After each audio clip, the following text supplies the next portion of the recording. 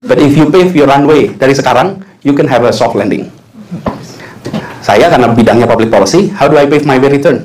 Saya nulis rutin di Indonesia, saya kerjakan nulis bisa 2 bulan sekali. Silakan. Silakan Bu. Biar nggak terlalu serius. Dulu waktu Pak Anies propose ada garis panjang seperti itu juga 5 tahunan.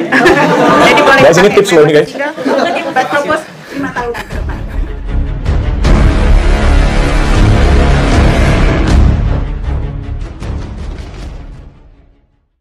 Saya bekerja di Amerika. Saya kerja menjadi research manager di sebuah asosiasi perusahaan elektronik dunia. Kemudian setelah bekerja di sana 2005, I decided to return to Indonesia. Waktu saya mau pulang, saya punya kriteria 3. Nah, saya usul pada teman-teman tentukan kriteria. Kalau Anda mau take an offer, job offer, apa kriteria yang Anda pilih? Saya bikin 3 waktu itu. 1, that job has to allow me to be intellectually growing. 1, intellectually growing. 2, financially good. I don't intend to be billionaire, tapi I intend to be an independent keluarga. Number 3, socially impactful. Okay? Nah, saya di Amerika bekerja hanya dapat the first 2. Yang ketiga saya nggak bisa. It just nggak ada peluang itu di sana. Kecil sekali. Jadi ketika saya mau pulang, saya ketemu dengan my supervisor di sana. Reaksi dia itu adalah bilangnya gini, Anies, be responsible. In everyone, semua orang kesini mau dapat green card. Dan kalau udah bekerja PhD, ya rutenya adalah dapat green card kemudian kerja. Apalagi di Asia waktu itu ada flu burung. Jadi saya dianggap nggak bertanggung jawab karena ngajak keluarga ke tempat epicenternya flu burung. Tapi waktu itu saya katakan, I have these 3 objective in mind. Saya usul pada teman-teman, ketika memutuskan mau pulang apa tidak, pakai kriteria itu. Kalau saya sendiri memandang, selesai kuliah, jangan cepat pulang. Stay aja dulu di sini. Biarkan di sini dulu. Tambah network, tambah pengalaman. Biarkan ketika pulang, itu bawanya bukan cuma ijazah. Kalau cuma bawa ijazah, belajar jarak jauh aja. Artinya kalau cuma ijazah aja ya, itu masih bisa. Tapi kalau network nggak bisa. Yang ada di sini umurnya berapa nih? 15, 20?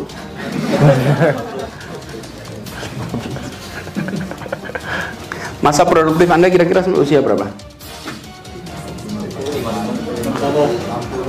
Sampai 60. 60, aduh. Anda mau produktif sampai usia berapa? I'm too young, Pak, to think about the future, Pak, gitu. Sampai tua, Pak. Enggak, teman-teman, I want to ask these questions. How old do you want to continue working? Sampai usia berapa Anda mau produktif ini?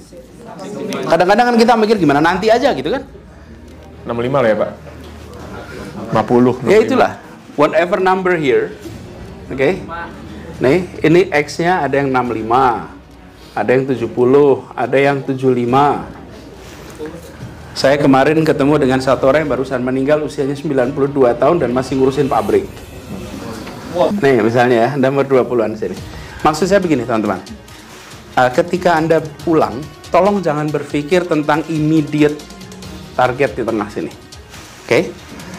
Karena kalau Anda berpikir pulang, oh saya mau langsung pulang dapat komparatif dengan di sini, Anda masuk dalam sebuah pasar di Eropa atau di Amerika yang labor marketnya itu udah rapi. Di Indonesia Anda akan punya kesempatan yang berbeda sifatnya. Jadi teman-teman, saya usul kalau Anda berpikir pulang, maka siapkan masa transisi beberapa tahun. Itu masa untuk Anda lihat peluang yang ada di Indonesia, apalagi di private sector. Tapi saya usul teman-teman, kalau Anda pulang, memilih pulang, maka targetkan ini sebagai sebuah proses yang gradual. Kira-kira gini, Anda masuk kuliah di sini untuk master, sebutlah setahun, habis itu Anda doing your PhD, 3 years, 4 years, 5 tahun baru selesai. Jadi ada waktu 5 tahun di mana Anda mencapai your goal. Kalau Anda pulang ke Indonesia, Anda juga harus begitu. Jangan your goal itu mau dicapai pas saat pulang. Saat pulang langsung, nggak bisa. Jadi saya ingin bilang pada teman-teman, jangan manja. Jangan manja. Pulang ke Indonesia minta semuanya disiapkan. We are not preparing that. And you should not come back if your mindset itu minta disiapkan semua. Siapkan kantor, siapkan seluruh fasilitas, siapkan jalur karir. Nope. You gotta fight it on your own. Dan sebetulnya itu praktis di mana-mana saya sama seperti itu. Jangan berharap itu disiapin. Anda harus siapin. Dan disitulah yang saya pandang sebagai, in a way, you may be a scholar. You may be an intellectual, but you have to put additional feature there, entrepreneurial skill. Entrepreneur dalam apa? Dalam membawa diri Anda sendiri minimum.